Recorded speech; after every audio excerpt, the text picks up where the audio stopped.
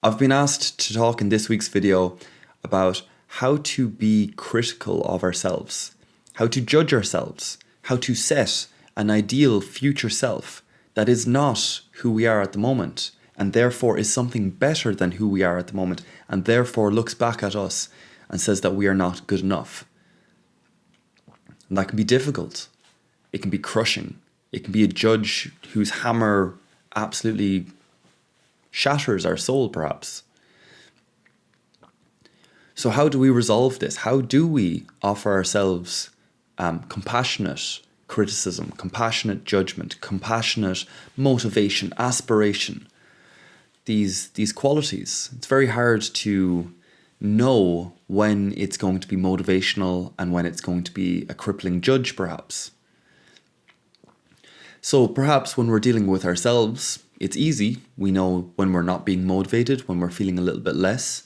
We'll put that ideal self a little bit closer. You've heard this before, where you break it down into bite-sized chunks. You start off with what is within your control, and what is outside of your control, you let it go. That is your Stoic philosophy. But it is this finding something big and then breaking it down into doable chunks because the big thing is too scary.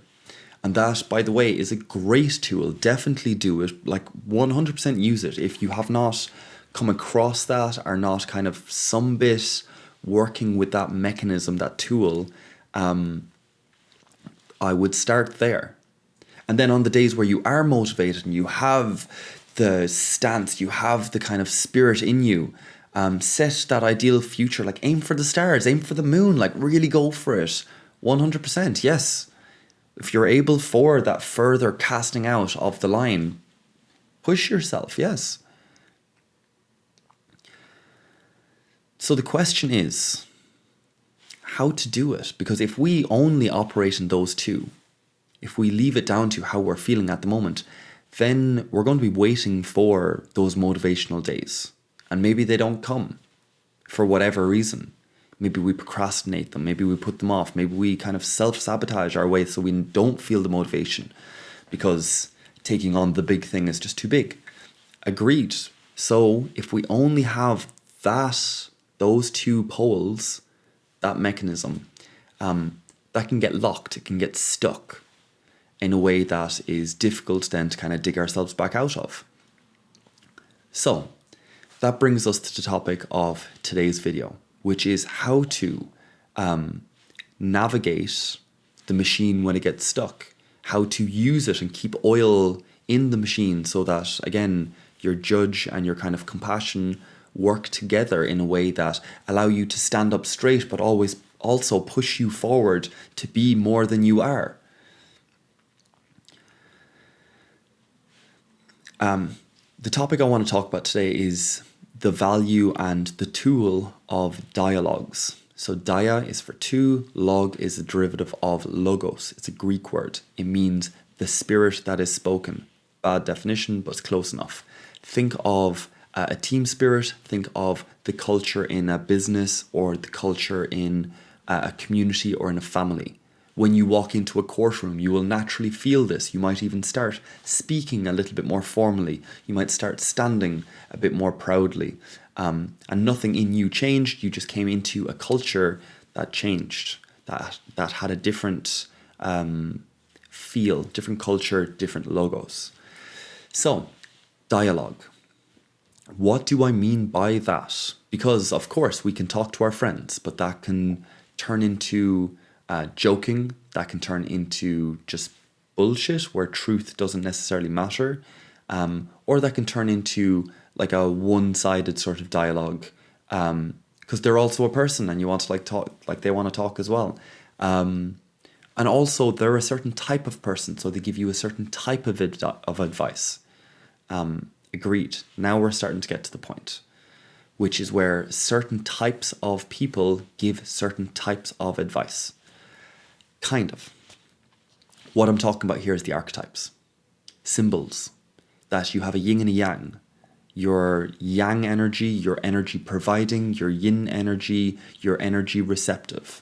Okay, if you personified those, who would they be?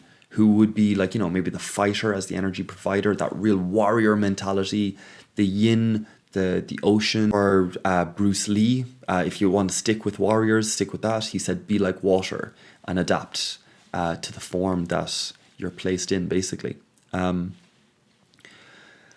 So why am I saying dialogue? Because you need to. And you need to compartmentalize. You need to listen to both. So you need to have the ideal self, the judge. You need to have that ideal self judge you and say you are not good enough. You are not where you want to be. If you really believed all you say you believe, you would not be spending your day this way. You would not be eating the food you eat. You would not be sleeping the way you're sleeping. You would not have the friends that you are hanging around with. You would not be reading the books you're reading. You would not be watching the TV you're watching. Blah, blah, blah, blah. Everyone has their vices. So whatever the vice is, you need that voice and you need to give it power. And then how to counterbalance it is to have that same voice, that same ideal self, like really personify it, give it personhood, give it like a real felt sense of what a person feels like. Because your future self is going to be compassionate, is going to be accepting, is going to be forgiving, is going to be grateful.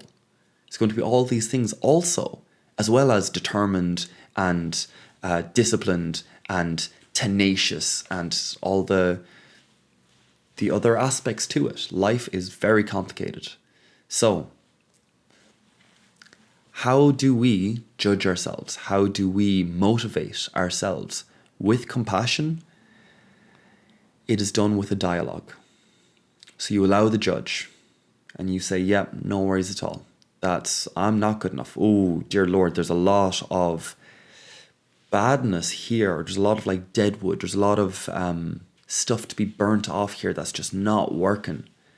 This, too much of this, not enough of this old thing that's still just hanging around from years ago.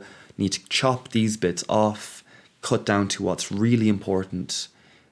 You're right, but that's very difficult because I don't want to kill off those parts of myself. That's me.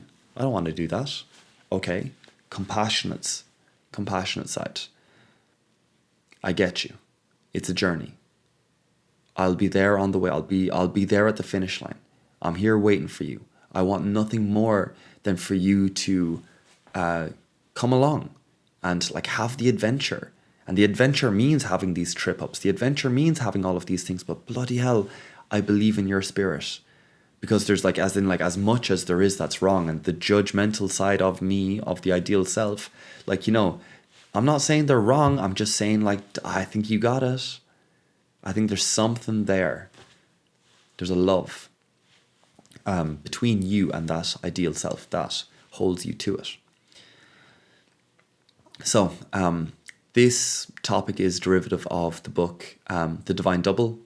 It speaks about your relationship with your future self being your soul, as in like that being the kind of secular way of using the word soul, because it gives you, in this mechanism, this tool that we're trying to describe here today, it gives you that judge side, that maybe less left hemisphere side, if you want to put it that way, which is, and the more compassionate, understanding the relational side, which might be your right hemisphere. And everything's not binary, everything's not black or white, but fleshing those two out allows you to sit back and be the third. It allows you to be the synthesizer. You have the thesis, the antithesis, and then the synthesis.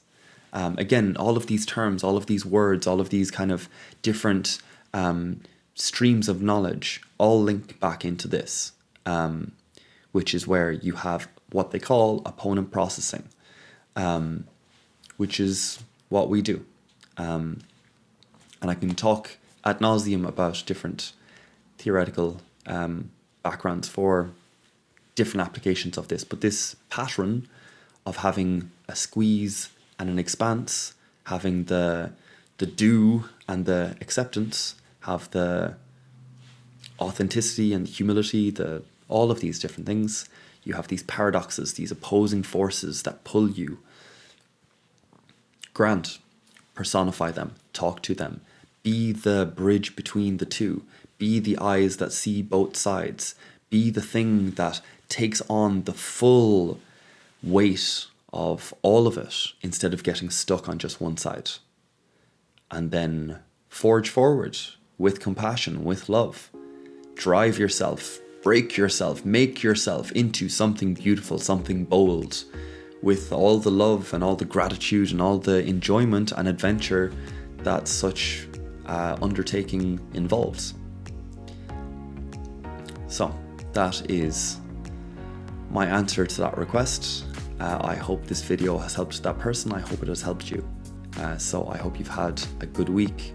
I hope you're looking forward to the week to come, and I will see you in the next one. Bye guys.